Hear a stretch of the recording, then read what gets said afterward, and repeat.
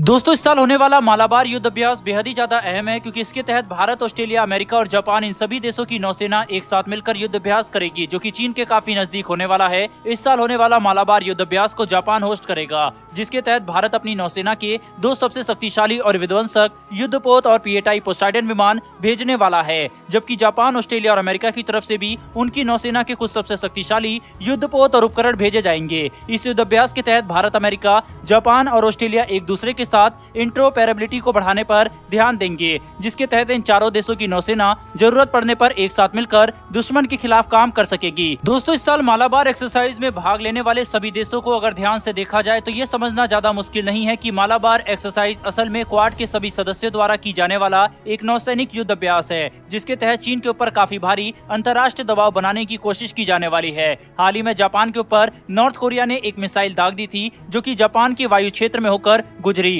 और कहीं समुद्र में जाकर गिर गई। वहीं पर इसके अलावा हाल ही में रूस और चीन भी जापान के खिलाफ काफी आक्रामक कदम उठा रहे हैं ताकि जापान को धमकाया जा सके, जिसकी वजह से जापान खुद को काफी धमकाया हुआ महसूस कर रहा है और उस क्षेत्र में तनाव भी काफी तेजी से बढ़ रहा है। ऐसे में क्वाड के सभी सदस्यों की नौसेना के युद्धपोत, विमान और उपकरणों का एक ही जगह मौजूद होकर युद्ध अभ्यास करना अंतर्राष्ट्रीय स्तर पर एक काफी मजबूत संदेश भेजेगा, जो कि इस बात को दर्शाता है कि क्वाड के सभी सदस्य जरूरत पड़ने पर एक समान दुश्मन के खिलाफ मिलकर काम कर सकते हैं। मालाबार युद्ध अभ्यास की शुरुआत भारत और अमेरिका के बीच में एक द्विपक्षीय सैन्य युद्ध अभ्यास के तौर पर हुई थी, लेकिन बाद में जापान, ऑस्ट्रेलिया और सिंगापुर ने भी इसमें भाग लेना शुरू किया। हालांकि मौजूदा समय में सक्रिय तौर पर भारत, अमेरिका, जापान और ऑस्ट्रेलिया ही मालाबार युद्ध अभ्यास के तहत एक साथ आकर काफी बड़े स्तर पर युद्ध अभ्यास करते हैं, जिसका मौजूदा समय में अंतर्राष्ट्रीय प्रभाव काफी ज्यादा बढ़ चुका है। वहीं पर इस साल होने वाली मालाबार युद्ध अभ्यास पर चीन और उत्तर कोरिया की तो नजर होने ही वाली है, साथ ही रूस भी अमेरिकी नौसेना पर काफी कड़ी नजर के साथ ध्यान रखने वाला है, क्योंकि रूस और अमेरिका के बीच की दुश्मनी जग जाहिर है। और जहां एक तरफ अमेरिका और सभी पश्चिमी देश लगातार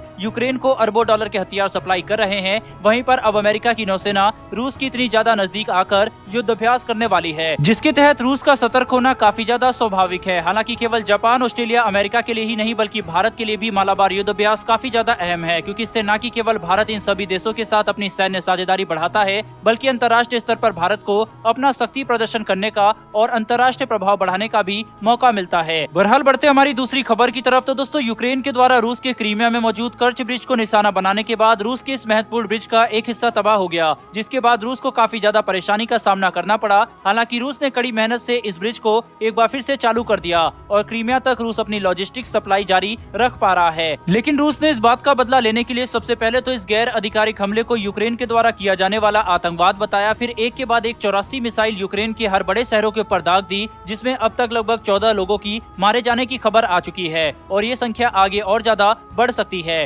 रूस ने अपने इस हमले में केवल नॉर्मल बिल्डिंग को ही निशाना नहीं बनाया, बल्कि खास तौर पर यूक्रेन के एनर्जी ग्रिड और पावर सप्लाई लाइंस को भी निशाना बनाया। साथ ही रूस ने यूक्रेन के बड़े शहरों में मौजूद सबसे ज्यादा अहम और बिजी रोड्स को भी निशाना बनाया। इस स्तर का हमला पिछले कुछ महीनों से रूस ने यूक्रेन पर नहीं किया था। वहीं पर युद्ध केवल कुछ अहम शहर और गाँव को कब्जाने और डिफेंड करने तक ही सीमित हो चुका था, लेकिन यूक्रेन के द्वारा रूस के कर्च ब्रिज पर हमला करने के बाद एक बार फिर से युद्ध काफी भयानक मोड़ ले सकता है। ऐसे में भारत ने भी अपनी कमर कस ली है और भारतीय वायुसेना को सतर्क कर दिया गया है, क्योंकि यूक्रेन पर हालात जैसे ही थोड़े सामान्य हुए थे, कई भारतीय विद्यार्थी एक बार फिर से यूक्रेन में अपनी मेडिकल की डिग्री और पढ़ाई पूरी करने के लिए चले गए। लेकिन अब जहां एक तरफ रूस के इतने भयानक हमले के बाद यूक्रेन में हालात खराब हो चुके हैं, वहीं पर दूसरी तरफ यूक्रेन की सरकार अभी भी रूस के साथ शांति समझौते के लिए बिल्कुल तैयार नहीं है, जिससे एक बात तो साफ है कि युद्ध और ज्यादा भीषण होने वाला है और हालात बहुत ज्यादा खराब हो सकते हैं। इसे देखते हुए यूक्रेन में मौजूद भारतीय एम्बेसी ने हर भारतीय नागरिक को इस बात की चेतावनी दे दी है कि वे किसी भी तरह के हालात के लिए तैयार रहें। वहीं पर अगर जरूरी ना हो तो यूक्रेन आने से बचे। इसके अलावा जो भारतीय पहले से ही यूक्रेन में मौजूद है, वे अपनी लोकेशन और जानकारी भारतीय एम्बेसी को दे, ताकि जरूरत पड़ने पर उन्हें तुरंत यूक्रेन से निकाला जा सके।